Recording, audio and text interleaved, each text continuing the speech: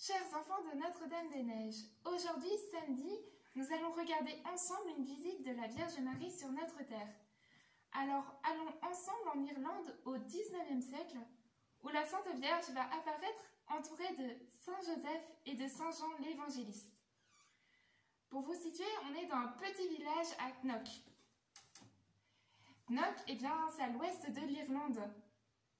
Le contexte de l'époque, on est au XIXe siècle, est hostile à la religion catholique. C'est-à-dire que les catholiques irlandais sont persécutés par les autorités politiques à cause de leur foi. Alors, on va aller à Knock, où il y a une apparition qui se passe le jeudi 21 août 1879.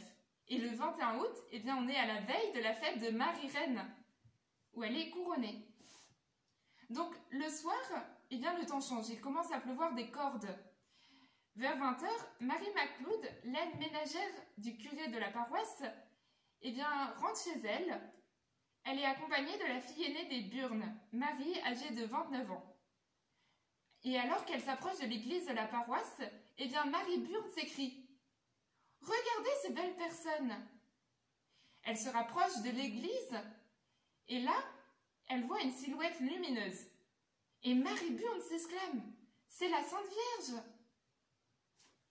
Aux côtés de la Vierge Marie, qui est couronnée, on a Saint Joseph, Saint Jean l'Évangéliste, et à gauche des trois personnes se trouve un autel avec un agneau entouré d'anges et derrière lui une grande croix. Vous voyez, les enfants, la Sainte Vierge couronnée, Saint Joseph, Saint Jean l'Évangéliste, et à gauche de ces trois personnes, l'autel, un agneau, une croix, et cela est entouré d'anges. Les deux femmes sont trempées par la pluie, il pleut des cordes, mais pas une goutte ne tombe sur le mur extérieur de l'église. Marie Burn court alors chez elle.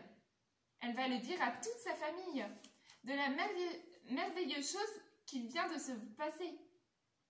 Sa mère, son frère Dominique, sa sœur Margaret et sa nièce Catherine sortent et vont être eux aussi témoins de l'apparition.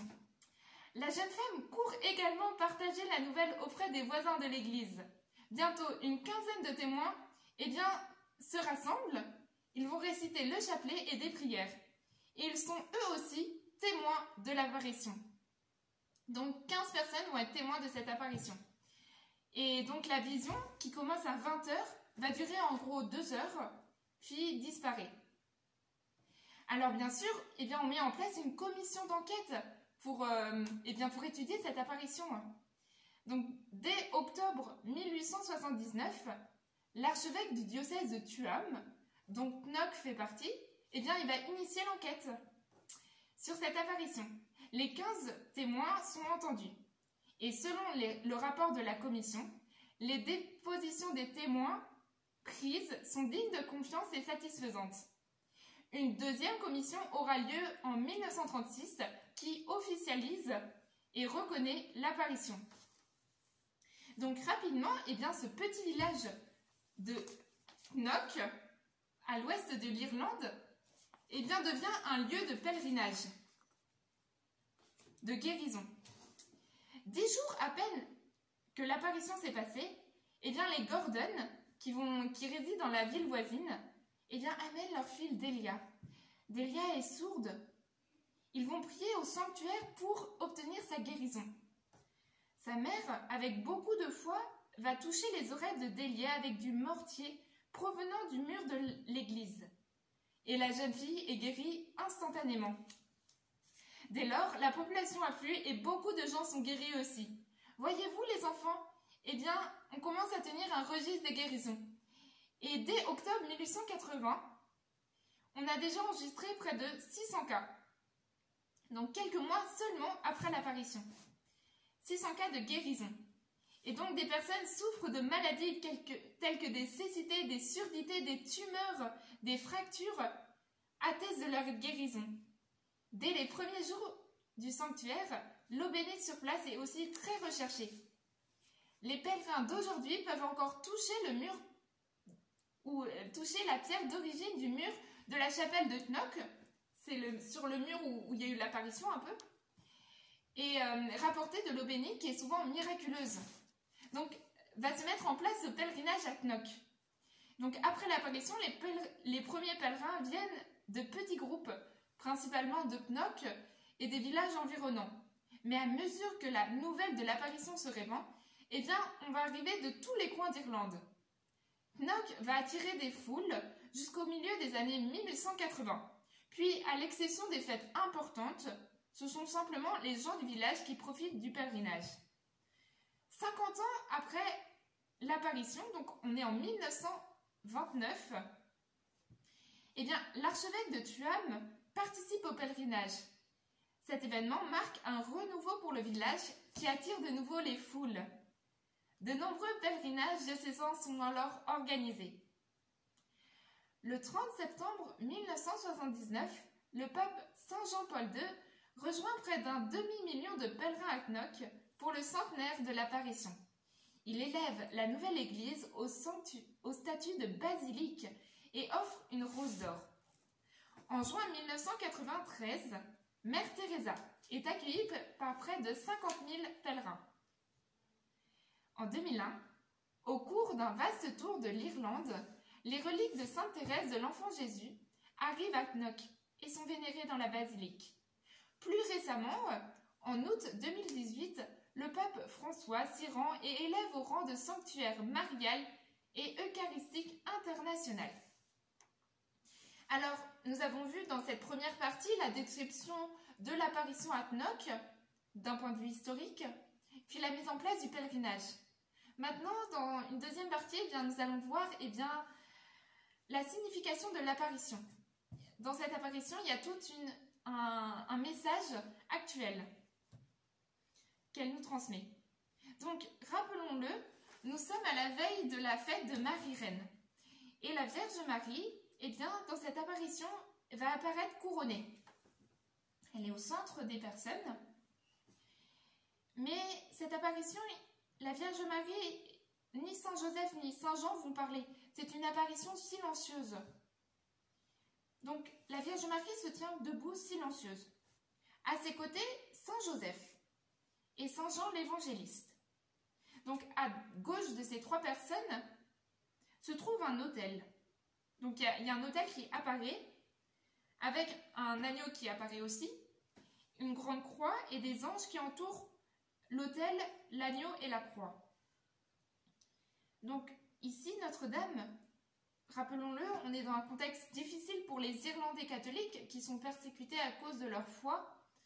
Eh bien, la Vierge Marie va apporter du réconfort et une espérance à une période difficile pour les catholiques.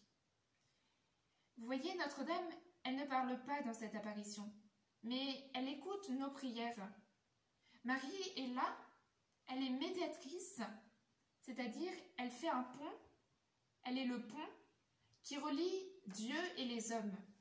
Elle est médiatrice de toute grâce.